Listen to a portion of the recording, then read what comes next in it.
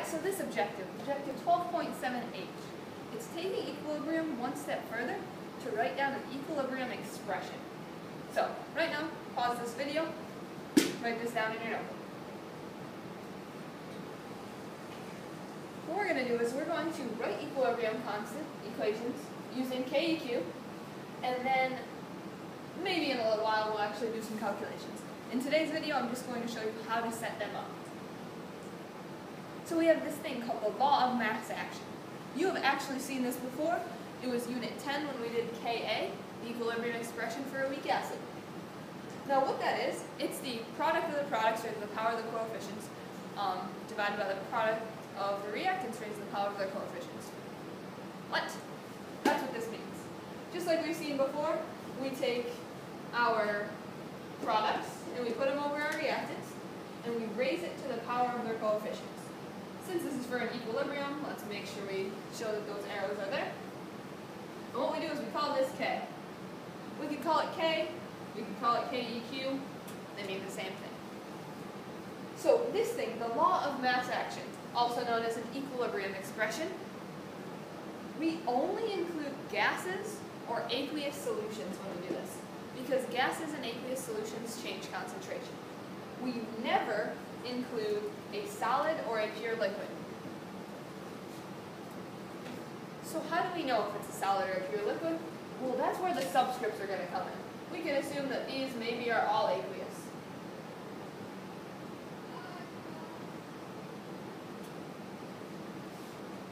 That's when we include it. If we see an S or an L, do not include them. So what I'm going to do is I'm just going to go through some examples. I might recommend pausing this, writing all of these down. So looking at one at a time here, we have 3 hydrogen gases, 2 nitrogen gases form ammonia. So we always start off, we put K. Now we put our products on top. So we're going to put this in a bracket. It's showing the concentration, NH3. And since it's to the second power, we square it. Our reactants go in our denominator. We've got hydrogen gas, and we've got nitrogen gas.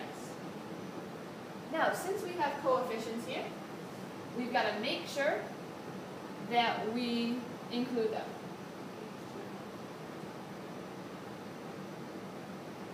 My equation is currently not balanced. That should not be there. No, it's good. So, that's not there. So this is okay, being 1. We put H2 is key. That's it, we're done. So we'll take a look at this next one. This next one is the exact same. I copied and pasted it and never changed it. Alright. Moving down here. What we notice is that we have AQ, we have a gas, but we have a liquid. Now in the previous slide we said we never include the liquids. So we're going to pretend that water, H2O, isn't there. Our K expression then becomes NH4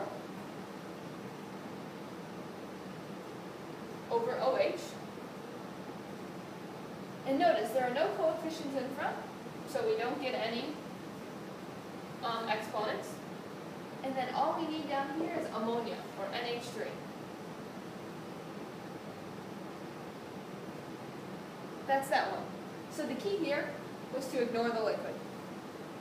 In this last one, we've got a gas, and a solid.